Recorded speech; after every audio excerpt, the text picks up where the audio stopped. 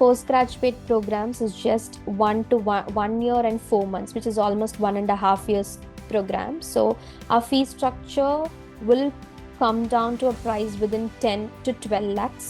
And whereas our undergraduate program, as I told you, for a single award program, it's going to be on an average 15 to 16 lakhs.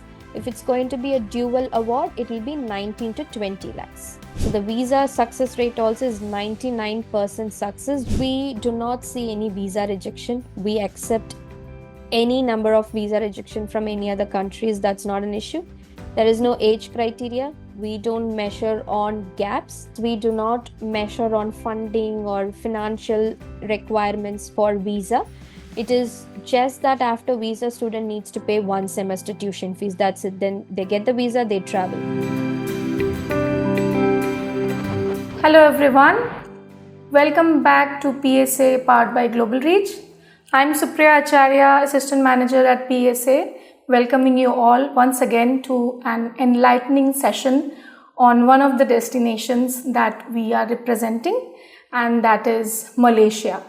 So today in the discussion we have with us Ms. Josephine Sharmila Mary, Regional Recruitment Manager, South Asia from University of Wollongong, Malaysian campus. And today together we will discuss about studying in UoW Malaysia and the key advantages of studying in Malaysia as a destination as well. So without much ado, let's start. Thank you so much, Supriya, for calling me in for the session. And I feel the session will be informative for students who are looking for UoW Malaysia as one of the study destination. And I'm looking forward with many questions from the student perspective, and I would like to clarify that from my end as well. Yeah, thank you. And we are also looking forward to the same. I hope this is going to be very helpful for the students and they will know UoW Malaysia better after going through the session. So that's the whole purpose. So to begin with, I would like to request you to give us an introduction on UoW Malaysia and how is it connected to the Australian campus. Over to you. Yes, of course. So when we always talk about University of Wollongong, we represent as a global enterprises, a global entity. So we does not represent only Malaysia. So we have campus in Australia, Hong Kong, Dubai, Malaysia, of course, and we have recently launched a new campus in India, which is in Gift City, Gujarat as well. So for Malaysia, we also represent ranking on the whole on a common basis, which is UoW 167 in the world ranking as per QS. And in Australia, we stand in number 12. Also for our teaching facilities, we have been constantly ranked with 5+ star as per QS world ranking. And when it comes to our graduate employability, we has been ranked with top 1%. 90% all our UoW Malaysia courses, which has been professionally accredited by professional bodies from AACB, ACCA, CPA, Board of Engineers Malaysia, Nursing Board of Malaysia, and many more. And we also have a strategic location for our UoW Malaysia campus. We have 3 campuses. So in Malaysia, we have it in Kuala Lumpur and Penang, which is in Selangor and Penang. So we call them as Glenmary campus in Kuala Lumpur and our Penang campus, which is Batu Kawan and Georgetown. And we have a very strong industry partners connection as well. So I can explain you down the line. And we also have a good tie-ups with UoW Australia campus in terms of dual award partners. So whereas we offer 2 different programs as a dual award, so that will help the student to enhance and boost their profile, and they'll be awarded with UoW Australia and UoW Malaysia. So we offer only 2 programs for that, which is Bachelor's of Business and Bachelor's of Computer Science. So in terms of partnership with Australia, if you see, as I told you, it's a global enterprises. We also have campus transfer. So we have steady pathways in 2 ways. One, which is tri-country module, whereas first year the student needs to complete their education with UoW Malaysia campus. Second year they can transfer to Hong Kong or Dubai, and third year they can move to Australia. Whereas the next pathway is going to be first year they'll be studying in Malaysia. The rest of the period for second year and third year they can transfer to Australia. So this is how the partnership works with UoW Malaysia. So whenever I talk about partnership and the campus transfer, it is always subjective to the student profile as well. Based on the first year performance of the student, we give an option for the student to transfer that will be analyzed. We will see the weightage of student, and you always know based on that particular country, there will be visa requirement also. So for example, for Australia, we have GS requirement, genuine student entry requirement. So based on that, we categorize the student, we analyze, and then we submit the visa for the student. So outcome of the visa matters for the student to have a campus transfer, but pathways are available. That's how the partnership works. When I talk about dual award partners with UoW Australia, students will sit in Malaysia, but they'll get one award for that particular program with UoW Malaysia and a second award from UoW Australia. That will be an added advantage that the student has multiple awards for the same program, but two different country knowledge. So that is only for two programs, which is Bachelor's of Computer Science and Bachelor's of Business. Okay, that's insightful. So, what comes to my mind when you say that the final year of the student will be in Australia, whether the student is eligible for PSW or not? So, a student, if they get a campus transfer, the tri-country module student will only go on the third year, which will be only 1 year. So obviously post-study work rights might not be available because minimum 2 years of education needs to be there inside the country for Australia. Whereas the second module, which I told you, first year in Malaysia, the next 2 years or 3 years, they can transfer to Australia. For that, obviously, student will have post-study work rights that won't be affected for the student. Okay. And the dual degree that you spoke about, like you get a dual award, not a dual degree, but a dual award. So, as we understand that the Australian campus, I mean, the degree that the student is getting in Australian campus, it's the same degree the student is getting from the Malaysian campus as well. For the dual awards, yes, for the dual awards, they'll be having the same award which has been provided in Australia. For campus transfer, at the end, the student will get UoW Australia 1 certificate only. The first year, definitely they have to finish it in Malaysia. So dual awards is a separate pathway, and steady pathway of campus transfer is a different one. So that will be single awarded, and this is dual award, but student will sit in Malaysia, they'll pay Malaysian fees, and they will have the first 1.5 years of course structure with Malaysia, the second 1.5 years of course structure from Australia. That's the reason they are getting for one degree, 2 awards from 2 different countries. So whenever they are presenting it to a recruiter, they have to provide both, right? Yes. Both the awards. Yes. Then only it becomes a complete degree for them. Definitely. That's when the recruitment team also will understand that the student have gained both the country knowledge. That's the difference between a single award and a dual award. Okay. Great. So Bachelor of Business and these programs are quite popular among students, Indian students. Bachelor of Business and Bachelors of Computer Science. Computer Science. Both are popular areas of study, and I'm sure now the results are about to come out.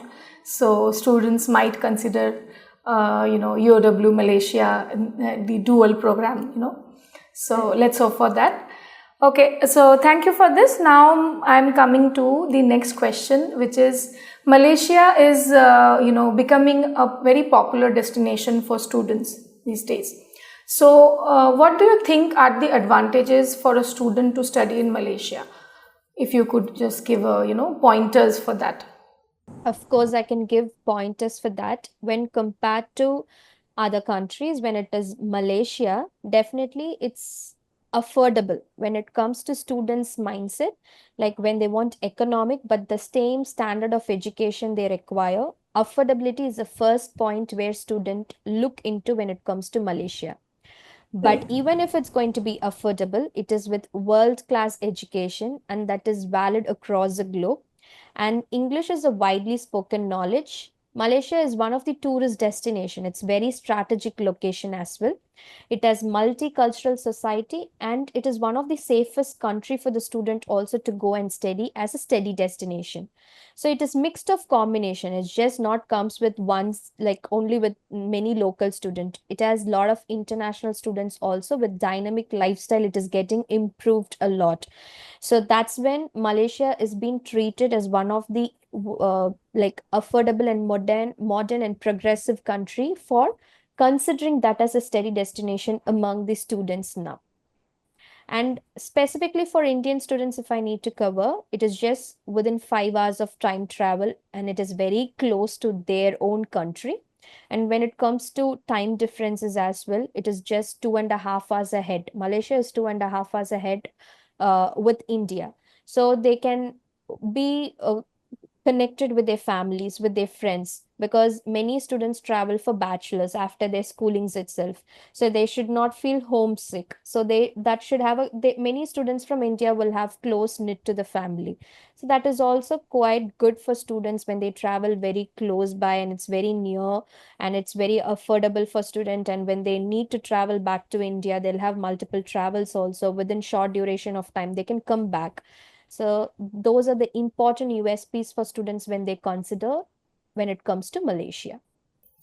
Okay, so multiculturalism is also an advantage in Malaysia. Students get to mix with many other, so I think this is definitely a key advantage for any student. Are they also allowed to work part time? So when it comes to part-time job facilities, as per the Malaysian immigration body, unfortunately, they don't have a rule for a student to allow part-time job. But still, as an alternative option, University of Wollongong gives the student an option to work in an internship because all the courses are mixed with a combination of internship programs only. And we have a very strong industry partner connections starting from Standard Chart, HSBC Bank, EY, Maersk, KPMG. There are many more well-known industries, just not a startup organization, a well-branded industry are connected with UoW. So we give opportunity for student to go and gain experience based on the program. It can be 2 months, 3 months, or 4 months, depending on the program. The course, the duration of the internship will be decided. That obviously help the student to project that when they apply for a job. So the recruitment can also understand that the student is not a fresher. So as an alternative option, 100% UoW also helps the student and we have a very strong industry partner connection. But as per the immigration body of Malaysia, student can't officially work in part-time job. Alternatively, they can approach our career guidance team. Okay, and are these internships paid internships? It is a combination of paid and unpaid internship. It depends on that particular intake availability of the employers. So we will also do an weightage like how the student has performed so far if we get any paid internship and we specifically nominate those students. And our basic concept of internship is that whenever they complete their degree, it should not be like they have only a knowledge of academic. It is also should enhance their profile that they also have experience as a part of their program. So it might be paid or unpaid depending on that particular intake availability with the employers. But all the programs are with internship facilities. The duration may differ. Okay, so internship is a part of their curriculum. Like, if they don't do, is it a compulsory, to do the internship or not? I wanted to know. Part of the curriculum itself, all the programs are being designed with the internship facilities only. So then only the student will receive a separate certificate from the industry, from the organization that the student has done internship, and then they can exhibit that to the exhibitors. Okay, so if anybody wants to skip that, it's not optional. It's compulsory part. It's a part of the course. Yes, it's not skipping one. It's part of the course. The student needs to take it. Yeah. Okay, so to get it's an integral part of the whole curriculum, and the student, in order to get the final degree, they have to complete the internship as well. I think I have understood that correctly. Yeah. So now you can understand what's the standard UoW Malaysia provides, because it's just not the academic stuff. We also want the student in non-academic area, after completing, how they want to get into a current job market. So how competitive right now it is, and we doesn't want to give them just for a namesake.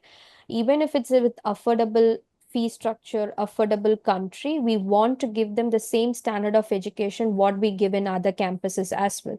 So that's how we deliver our programs to the student.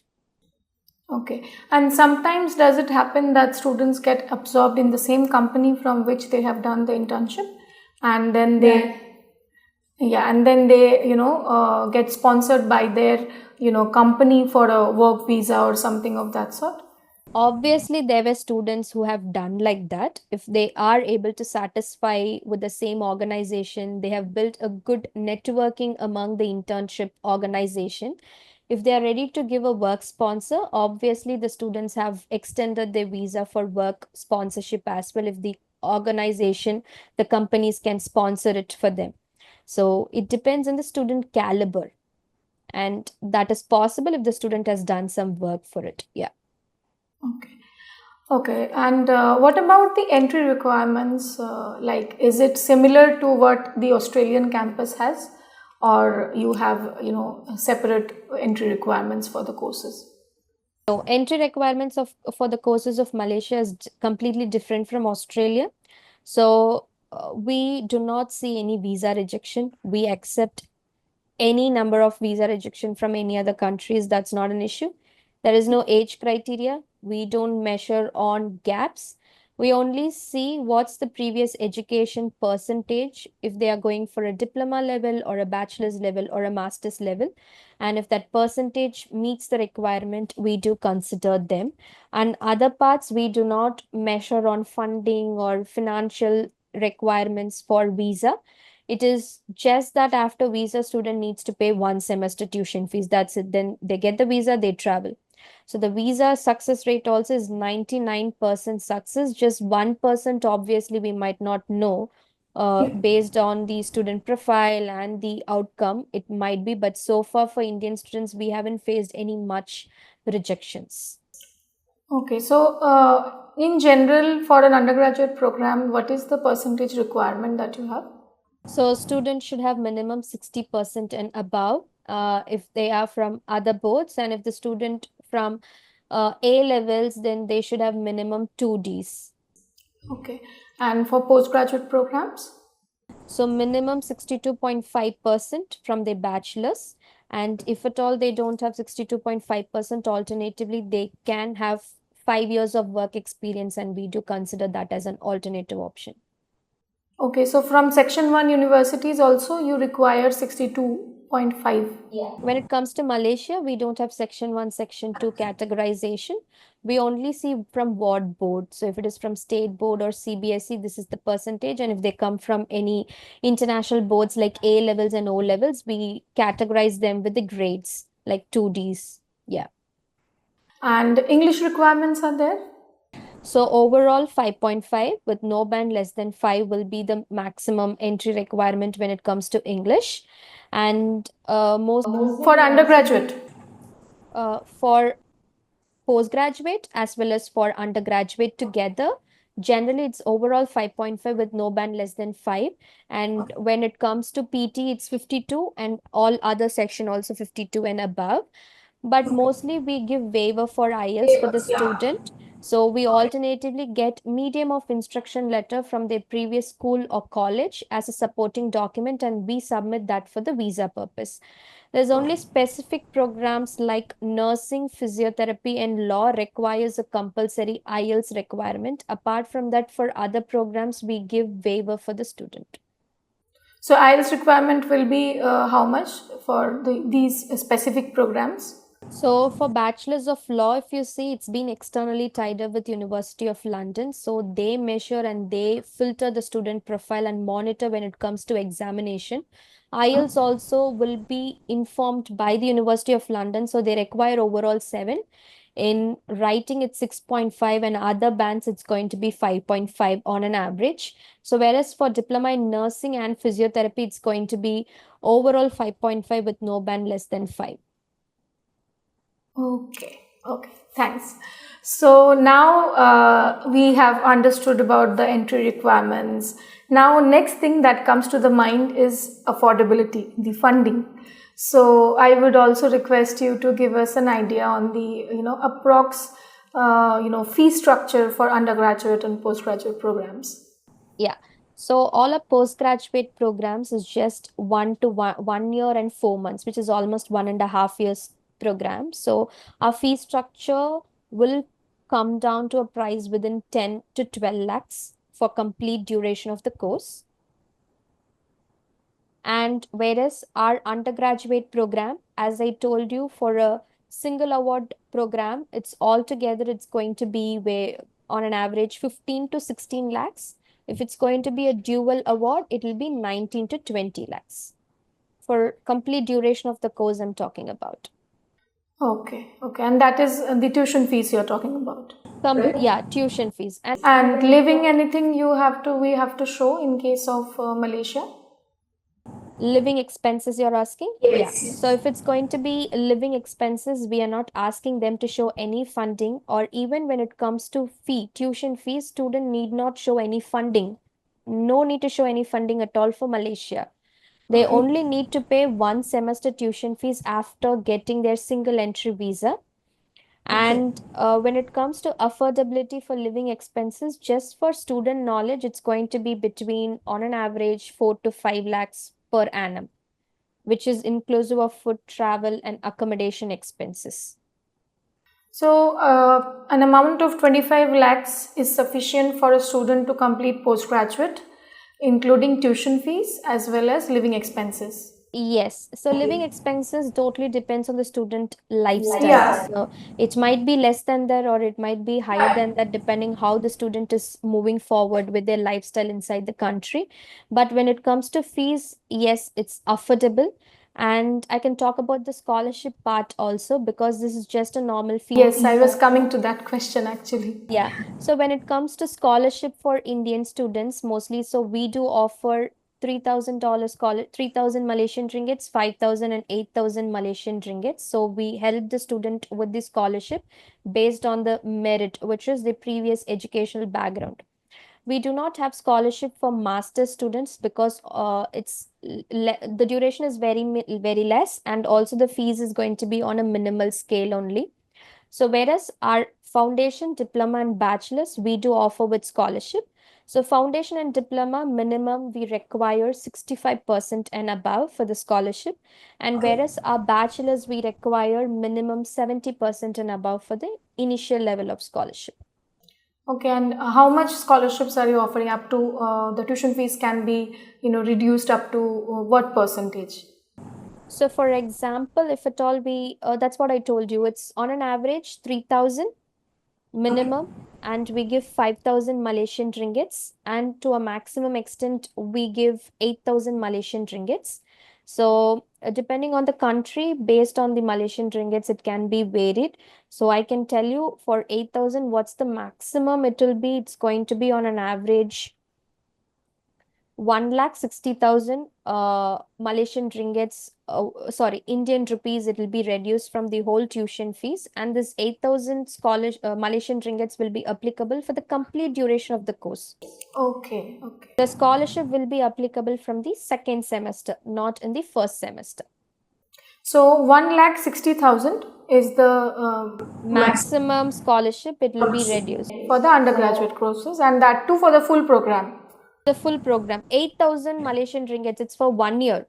So every year the student will give another 8,000 and 8,000. That will be applicable for the complete duration of the program. Yeah. So each year, like from starting from the second semester, it will be applicable every year, and up to that is the highest scholarship that you are offering.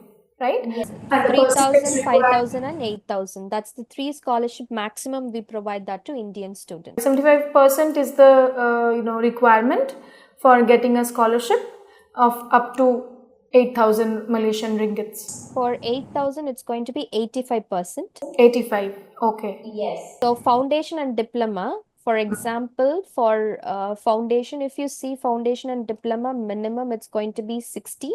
65% and above for 3,000, 75% and above for 5,000, Okay. 85% and above for 8,000, which is for foundation and diploma program. So whereas for bachelor's, minimum 70% for 3,000, 75% for 5,000, and 85% for 8,000. Okay. Thank you. That clarifies. I think the students can also, get this information, and based on that, they understand what will be the kind of scholarships, and with scholarship, how much they will be able, have to pay to study in UoW Malaysia. It's automatic scholarship, so student need not apply separately. You can just counsel the student or give them an information that this is the scholarship. But when they get an eligibility letter, it will be mentioned for what scholarship the student is eligible for. Yeah. Okay, and is there a number, the limit on these scholarships, or is it for every student that applies? For every student that applies, we don't have any quotas for the scholarship. Okay, that's great. Okay, and you have already told about the PSW part. I think that students are, don't have a, PSW offering from the government, of course, for part-time jobs, there is no availability, and whereas for post-study work rights, if you see, specifically for Indian students till December 2026, they have extended 1 year of post-study, but that totally depends on the government's perspective as well as the time duration of the student after completion when they apply also. So after completion, they have to approach onshore team from Malaysia, and then they can get that details and they can apply for post-study work rights. As of now, the UoW Malaysia government has extended the post-study work rights only for bachelor's and master's completed student, but that is not for all country. For Indian students, still it is applicable, but student needs to apply, and for that they need to get the course completion certificate. So student needs to approach the university admission team, and it is with the Malaysia immigration body whether to provide it or not. It depends on the student profile, and it depends on the time duration when they are submitting the post-study work rights request also. So when they verify immigration body website, they can see 1 year of extension is there till 2026 December. Ask them to approach the admission team inside Malaysia campus. So, you mean to say the students who are qualifying their degree by 2026, they will be getting able to avail 2026, whoever is getting an award for bachelor's and master's, they are eligible to apply, but when they are applying, how they are applying, when the university is going to provide them the course completion letter, all those things matters for them to submit an application for PSW. So that after reaching onshore only we might know, but as of now it is applicable. Always government might change the decision in between as well. So student needs to have a track on it and ask the student to go onshore. After completion, they can check on that part. So then we have to let the student know that it dependent on the Malaysian government. So till now they are offering for Indian students. However, whether this will be extended or not, that is not known to us at the moment. However, by the end of 2026, definitely we will know whether it is getting further extension or there is a change. Whatever it is, they will be able to find out. As of now, it's still there for 2026 December. Okay. What are the major intakes for Malaysian campus of UoW? Yeah, we have a rolling intake throughout the year, but the major intake for all our courses is going to be Feb, June, and September. And in between, we have a smaller intake only for a bachelor's degree, which is April and October. Okay. So for students who are completing their 12th this year, they are about to get their results. Is it possible for them to go and join by June? So if it is by this month, still it won't be concrete because the visa time period immigration body might take between 4 weeks to 8 weeks. So Okay. it is quite not stable whether they'll receive it on time or not. But for September intake, of course, they can move on. So currently a student can apply for the June intake if there is a possibility, and then they can always defer it to the next intake in case they are not able to complete everything within time. Yes. Yes. If They they can. get an official 12th results Yeah. now, and if they are able to give us an application, we still open for the application, we do accept. But if there is no possibility for them to get an visa on time, still they can defer the offer for the next available intake, which is September. Okay. And what is the visa procedure? Like, is it done by the university? Like, we have to send documents to the university, or what is the process actually? There are two processes when it comes to visa procedure with us. So first one, which is an EMGS immigration body who does new visa application for all students who comes inside Malaysia.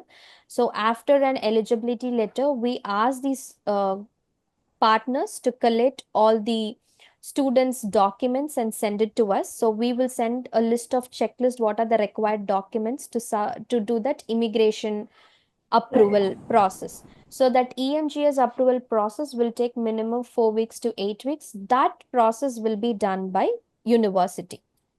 After that approval, the student will obtain a document called EVAL.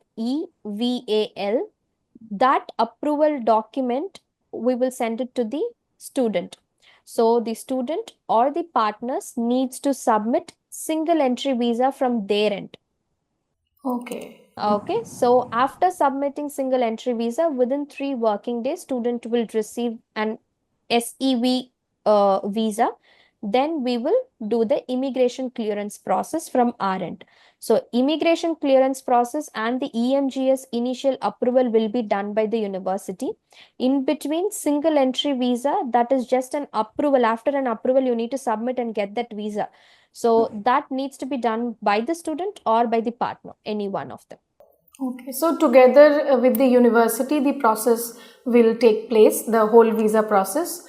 So, right from getting the eligibility document, then we apply for the visa, and once the visa arrives, then again there is a procedure that will be done by the university. Yes. So majorly it will be done by the university. In between alone, one single process the student or the partner needs to be done. So that will be still guided by the university if the student has any query. It is just a simple procedure. The student needs to go to direct Malaysia e-visa website and submit visa from whichever country they are doing it. That's it. So it's a very simple procedure only. Okay, and the whole process is easy, and we are going to support the student, like the university and us, of course, PSA. We will be helping the student to apply for the visa, and the timeline is between 4 to 8 weeks. Exactly. Yeah. But keep a timeline at least before 2 months of the course start date. The students submit all these documents to be on track. Yeah. Okay, yeah. So as I understand, you have mentioned about the timeline for the visa. What about the offer letter? What is the timeline of getting an offer outcome? Between 3 to 5 working days, the offer outcome will be rolled out to the student. Okay, great, Josephine. I think we have talked about very key important things that a student has to consider for thinking of going abroad for their higher studies, especially for the undergraduate students. And I think we have talked about everything that is required. And further to this, if the students have further queries, we are there. PSA virtual office is there to assist them. They can directly walk into the virtual office and speak to an education expert to get more knowledge on UoW Malaysia. And also, if required, we can connect them with you virtually. If they have some specific questions, then that can be also done as well, right? Correct. I'm always there to help the student as well as our partners. So whenever they have queries, I'm ready to assist the student with the clarification. And our team also will always be there to help the student to get it clarified then and now. So we want to make the student life as well as our partner's life easy. Definitely. Thank you so much, Josephine, for joining us today in the discussion.